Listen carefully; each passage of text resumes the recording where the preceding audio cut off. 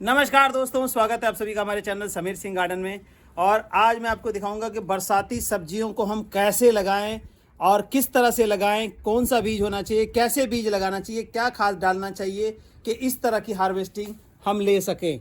ये देखिए कि हार्वेस्टिंग हमारे एक ही पौधे में से कितनी हार्वेस्टिंग होने वाली है। जो बरसाती करेला है, जो कि देखिए लंबा लंबा लगभग 8-8, 9-9 इंची का करेला है। ये करेला हम कैसे उगा सकते हैं और कैसे इसकी फसल बिल्कुल ताज़ी फसल हम ले सकते हैं, जैसे कि ये ऐसा लगता है कि पॉली हाउस का करेला हो। तो इस तरह की हमें फसल लेने के लिए क्या करना है, तो सारी जानकारी मैं दूंगा। उससे पहले मैं आपको दिखा दूं कि किस तरह से हमारी जो है हार्वेस्टिंग, ज़बरदस्त हार्वेस्टिंग हमारी हुई है करेले की। इतना करेला निकल आएगा एक ही पौधे, 2 पौधे में, कि अपने घर से भी फालतू हो जाएगा। तो आप देखेंगे कि इस तरह से फ्रूटिंग लगी हुई है, ज़बरदस्त फ्रूटिंग लगी हुई है। तो ये देखिए कि किस तरह से लाइनों में करेले जो हैं लगे हुए हैं। ये देखिए लाइन से, जिस तरह से कोई घंटी बांध दी गई हो, इस तरह का नज़ारा। ये देखिए ये करेला निकल रहा है, आपके सामने है, कोई आगे पीछे नहीं।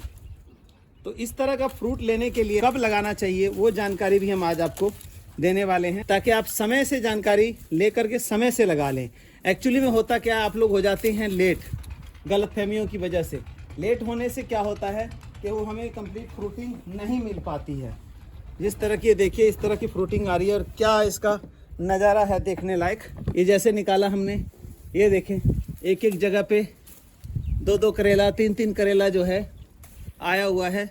ये देखिए ये टोकरी हमारी भरने वाली हो गई, इतना करेला हमें इसके अंदर ही मिल गया है।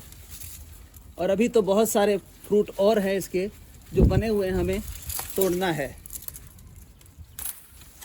ये देखिए, तो इस तरह के फ्रूटिंग के लिए हमारे साथ बने रहिए और हम आपको पूरी जानकारी देते हैं। तो आपने दोस्तों देखा कि एक साइड से हमने लिया, अब ये दूसरा साइड है, क्योंकि हमने जो बरसाती जो भी करेला है, तोरी है, घिया है, हम ऊपर चढ़ा सकते हैं। तो बरसाती तोरी, घिया में, करेला में इस तरह से हमने जो बेल खड़ी कर दी सपोर्ट लगा के।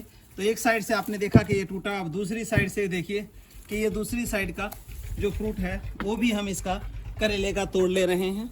ये देखें कितने फल लगे हुए हैं जो आज तोड़ रहे हैं, इसके बाद 5 से 4 दिन में फिर से दोबारा जो है हमारा फ्रूट तैयार है टूटने के लिए।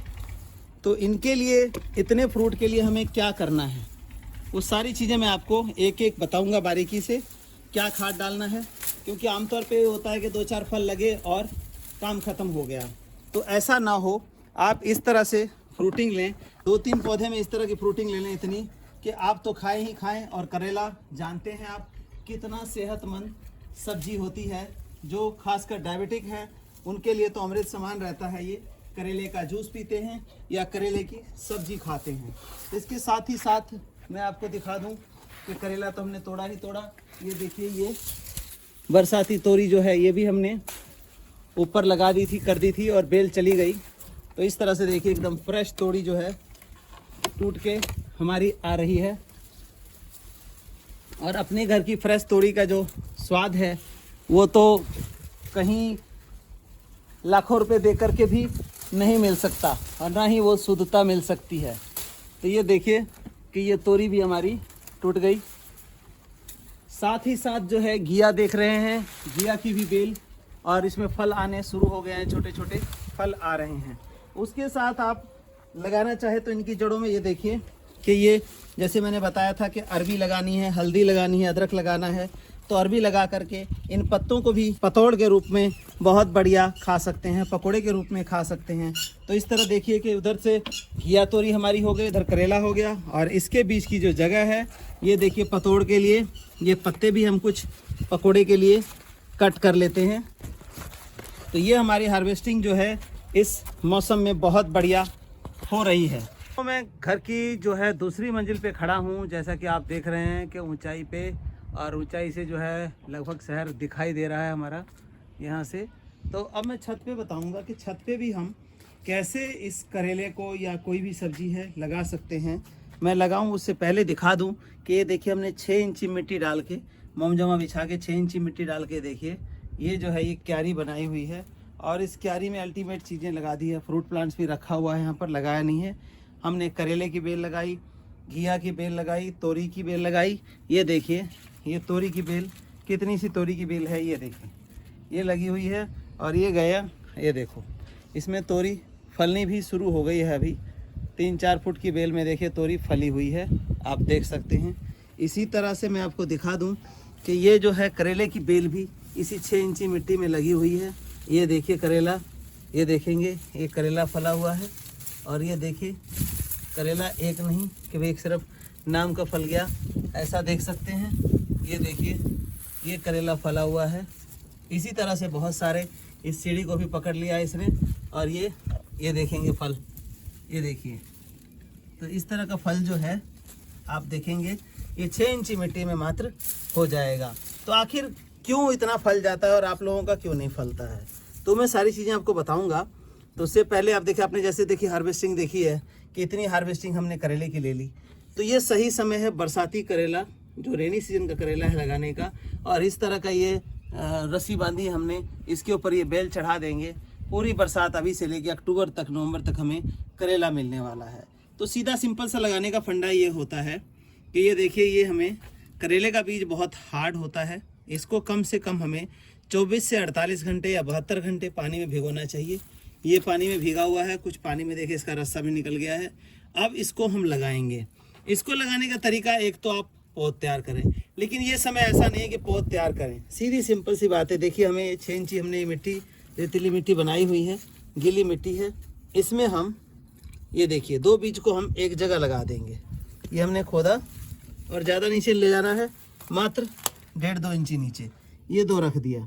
थैली में लगाएं तब तो आपको ये देख के लगाना है कि ये जो तीखा पोर्शन इसका है ये ऊपर होना चाहिए और ये वाला जो सीधा पोर्शन है नीचे, क्योंकि हमेशा रूट जो है यहाँ तीखे वाले पोर्शन से निकलता है नीचे। लेकिन ज़मीन में लगा रहे हैं तो कोई ऐसी दिक्कत नहीं है, जिधर मर्जी रख देंगे और इस पर मिट्टी डाल के ऐसे ढक देंगे। तो अगर 24 से 48 घंटे आपने भिगो दिया है तो ये 5 से 6 दिन में करेला जो है आपका निकल आएगा बाहर ज़मीन से। तो इस तरह से हमें ये बीज लगा देने चाहिए।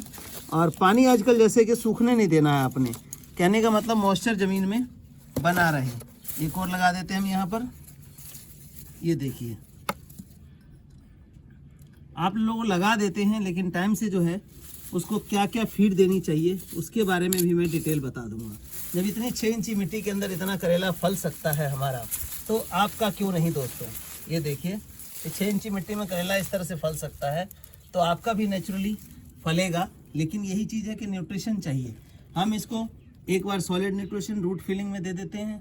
इसके बाद हम क्या करते हैं, इसको लिक्विड न्यूट्रिशन देते हैं। लिक्विड जो हमारा लीफ कंपोस्ट से बना न्यूट्रिशन होता है बैक्टीरिया वाला, वो डालते हैं टाइम टू टाइम डाइल्यूट करके, वो भी मैं दिखा देता हूँ आपको। तो ये सब डाल करके, और अभी सही समय है, मतलब जून का महीना चल रहा है, जून में अभी लगाएंगे जो बरसाती सब्जियां हैं, तो जुलाई एंड से आपको मिलनी शुरू हो जाएंगी। जैसे मैंने आपको ये देखिए तोरी की बेल दिखाई, ये छोटी सी तोरी की बेल में अभी से ही जो है ये तोरी लगनी शुरू हो गई है। घिया में भी देखिए छोटी सी बेल में फूल आने शुरू हो गए हैं। इसी तरह हमने बैंगन की पौध भी जो है कुछ तैयार कर दी हैं बरसाती, तो वो देखेंगे आप कि बरसाती बैंगन की पौध ये तैयार है। अब शिफ्टिंग के लिए ये तैयार है बिल्कुल। इसको भी शिफ्ट कर देंगे और हमारा ये फल देना शुरू कर देगा। इसी तरह से सेम फली की भी बेल हमारी तैयार हो चुकी है और आप भी अभी लगा सकते हैं। बिल्कुल सही समय है, सीड हमारे पास अवेलेबल है। तो इस तरह से घिया की भी पौध तैयार है। ये सभी चीज़ें आप अभी लगा सकते हैं दोस्तों। तो दोस्तों मैंने बताया सॉलिड में आप देखिए लीफ कंपोस्ट डाल सकते हैं। मैं कहूँ कि लीफी कंपोस्ट डालना, तो बहुत से लोगों को लगता है कि क्यों लीफ कंपोस्ट क्यों। आप जो मर्जी डाल सकते हैं, जो अवेलेबल हो आपके पास। लेकिन वही बात होती है, एक घी लगी रोटी, एक सूखी रोटी और एक बासी रोटी, तो ऐसी वाली बात हो जाती है कि किसमें क्या न्यूट्रिशन है। तो हम लोग डालते हैं लीफ कंपोस्ट। लीफ कंपोस्ट में क्या होता है कि सारे न्यूट्रिशन प्रॉपर मात्रा में मिल जाता है प्लांट को, जिससे प्लांट फ्रूटिंग के लिए बाध्य हो जाता है। और दूसरा, हम बार बार जो है सॉलिड फर्टिलाइजर को उसके जड़ को खोद के नहीं डाल सकते, क्योंकि ये खाद जो है जड़ को खोद के ही डालना होता है। ऊपर डालेंगे तो धूप की जो गर्मी है, अल्ट्रावायलेट रेज है, उसकी वजह से उसके अंदर जीवाणु जो है और न्यूट्रिशन ख़त्म हो जाता है। जैसा साइंस भी बोलता है कि आपको अगर फूड पकाना है तो फूड को जो है ना बहुत ज़्यादा ना पकाएं, नहीं तो उसके विटामिन नष्ट हो जाते हैं। तो इसी तरह से धूप ज़्यादा नहीं लगनी चाहिए खाद में, वो दबा के रखना चाहिए ताकि वो आपका सही फ्रूटिंग कर सके। तो इसीलिए हम बार बार नहीं खोदते, ये लिक्विड फर्टिलाइजर यूज में लेते हैं। इसका हम यूज फ्रूटिंग प्लांट में जैसे कि घिया है, तोरी है, करेला है, ककड़ी है, खीरा है, पेठा कद्दू है, सफ़ेद कद्दू है, इन सब कद्दूओं को इन सब फलों में देने के लिए हम 2 से 1.5 महीने में एक बार इस्तेमाल करते हैं। 1 लीटर में 4 लीटर पानी मिला करके, और बहुत ही बढ़िया फ्रूटिंग जैसे कि आप देख रहे हैं, आपने देखी हार्वेस्टिंग, इस तरह की हार्वेस्टिंग हम ले सकते हैं। तो देर न करते हुए आप लोग भी ये प्लांटेशन कर लें। जहाँ से भी बीज आपको अच्छा लगता है वहाँ से ले सकते हैं। नहीं मिले तो हम बढ़िया बीज देते हैं, हमसे कांटेक्ट कर सकते हैं दिए गए व्हाट्सएप नंबर पे। आपकी इच्छा है, अगर मिल जाता है आपको तो बहुत बढ़िया, नहीं मिलता है तो ले लें। और एज सुन एज कम से कम इस जून में ये पौधे आप प्लांट कर लें, ताकि आपके आने वाले समय में जुलाई एंड से लेकर के और नवंबर तक फ्रूटिंग मिलती रहे। धन्यवाद दोस्तों।